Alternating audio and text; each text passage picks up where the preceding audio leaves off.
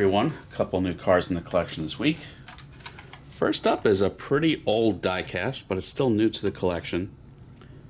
This is the Fast and Furious Mitsubishi EVO, famously driven by Paul Walker in the first Fast and Furious movie, you know, back when they were actually about street racing cars and not jumping off buildings and heists and weird things like that. So this is probably approaching 25 years old, at least a 20-year-old diecast. This is by Ertl, so back then everything was pretty much an opening diecast. Resin wasn't really a thing back then. So this is kind of a value-priced diecast. This would have retailed for $19.99 back in the day. Maybe you found it at Toys R Us or KB Toys. But they've appreciated since then. Unfortunately, this has become about a $200 diecast car on eBay. A little rich for my blood for something that I know originated at $20. I did pick it up from Facebook for $65 shipped because the box is a little imperfect, and well, that price I'm not too mad at it. But we do have fully opening diecast like you were used to. I mean, detail isn't great. This was probably based on an EVO 7, even though we really got the EVO 8 in the US back then, around that time. Maybe it predates it by a year or two, so they used an EVO 7, which is almost identical to an EVO 8. So you can see the, the fold-out screen, which probably would have been Alpine back then, and a bunch of gauges. So yeah, nothing crazy in there. No carpeting, no seat belts. Under the hood, you would have had a 2-liter turbo 4. I think it's a 4G 6SC, whatever they call it. I just know it as the 4G. It's too early for me to remember these specifications, but a very similar engine to the first and second generation Mitsubishi Eclipse. Stock, these would have had about 270 horsepower, but these were not stock cars, so probably some kind of big turbo. You don't have open mesh, obviously, at this price point. Some aftermarket wheels, big brakes.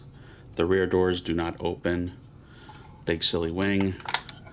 You have nitrous in the trunk, which car guys know is a brand, Nitrous Oxide Systems, but the movie kept on saying NOS like it was a word and not an acronym. But I digress. Good old Fast and Furious lingo. So yeah, that's it. Just a run-of-the-mill 20-year-old diecast car that maybe we got when we were much younger, but I missed out on.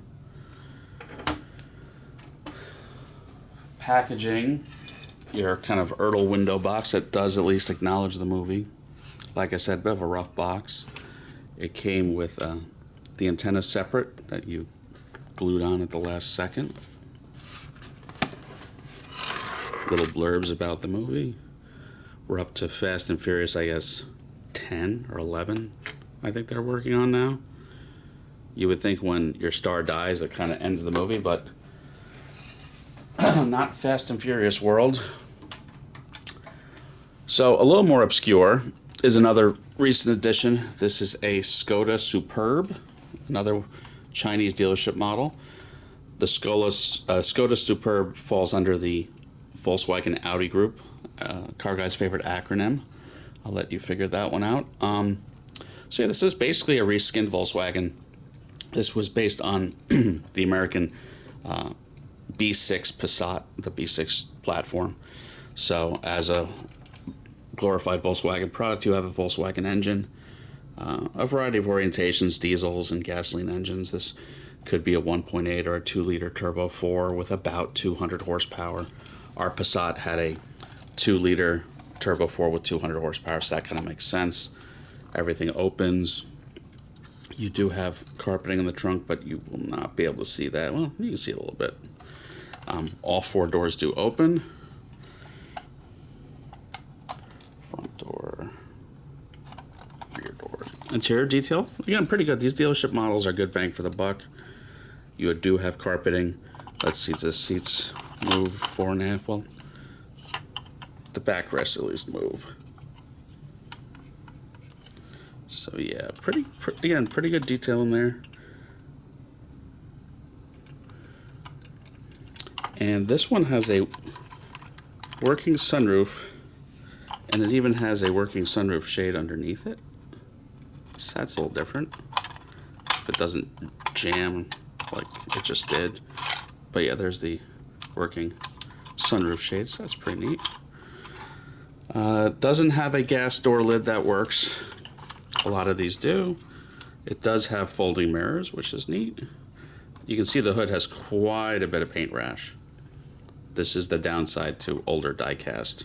Yes, it's fixable if you sand a few different stages to like 2000 grit underneath engine detail. You know, this probably would have retailed for about $100 or so. I bought it off a friend for, what, $50? At that price, I'm not mad at it. Again, heavy, detailed opening diecast.